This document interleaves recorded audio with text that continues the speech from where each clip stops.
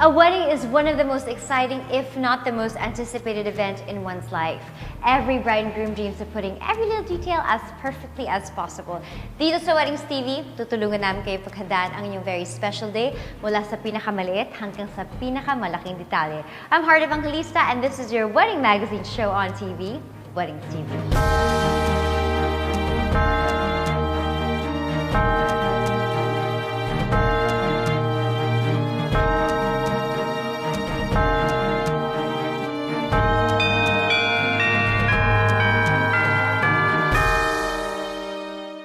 Ngayong umaga, kilalanin natin si MaxTiube, one of the most sought-after wedding singers and hosts.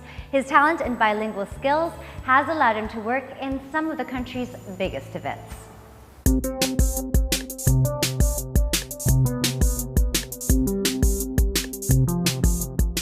He has been a wedding host for about 17 years now. Let's all welcome MaxTiube. Hi, Max. Hi. Wow, 17 years. Long time. Long How did you start as a wedding host?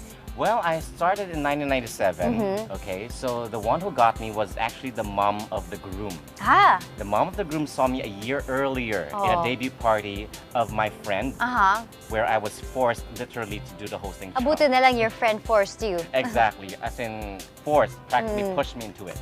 But eventually, I kind of liked it, so I just got to do it, you know, eventually. Again and again and again. Again and again and Now, again. bakit kailangan natin ng host sa isang wedding? Well, you could always have friends, relatives do it for you, so long as you know what to do, because there will be times wherein may mga biglaan unexpected moments na you will be caught off guard. And if that person who's facilitating the program is not familiar with what they're supposed to do, or what they're supposed to say, there's going to be like an awkward moment there. Yes. Which is not a good thing, because generally you want to entertain the guests. So, ano naman ang iyong hosting style? Is there like a certain style? Well, for me, there is none in particular, but it depends on the crowd. So normally I would study the crowd first and find out, what should I be today? Should I be formal? Should I be funny? Should I be casual? Yeah. So it really depends. You can't have a canned hosting style. Yes. Kasi chances are it's not gonna work. How do you behave there? If you're funny, do you like make jokes or what? Well, I try not to make canned jokes because I don't want to fall flat on my face. Yes. And siguro, whatever situation is around you that you could actually use, but just make sure that they're not offensive. Kasi, of course, you have different types of crowds. Mamaya, may na-offend ka na, nakakahiya naman yun. Hindi na nakakatuwa yun.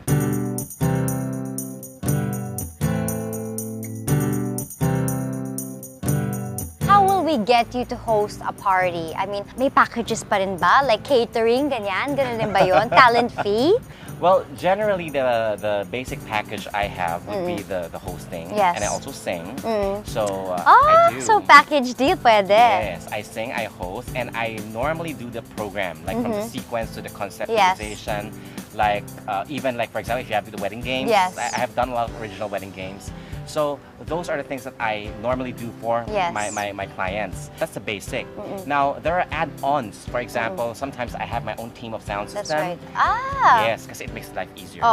If I know that my voice is going to come out really nicer, that would help a lot. Walang feedback or anything. You speak Mandarin. Yes. And so that's also a plus, right? For madaming yung weddings, sa Chinese weddings. Chinese like you. Yes. So is that also a plus point? Definitely, because I speak Mandarin, I speak English, I speak Tagalog, or rather Filipino, sorry. Yes. And of course the dialect na Fukien. I'm sure you are familiar somehow with that, diba? Yes. So it helps because if you are faced with a crowd of different crowd naman, different Chinese people, community, you can definitely communicate with them. Exactly, and it's also nice for them to feel at home with you. Kasi if you get their trust, diba? Yun na yun eh. Yes. They will laugh with you na. That's yun na nice.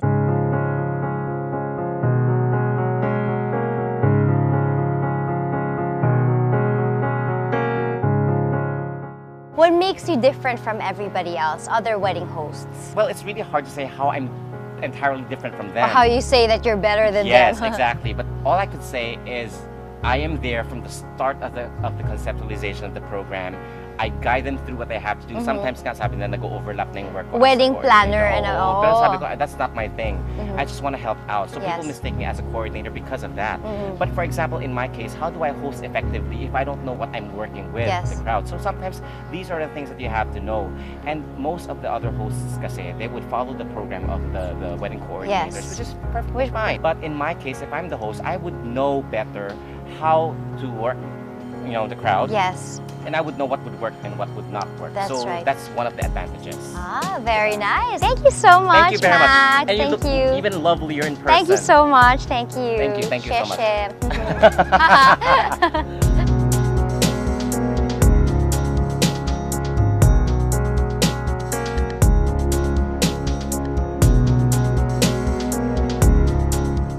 This portion is brought to you by Manfrotto Imagine More.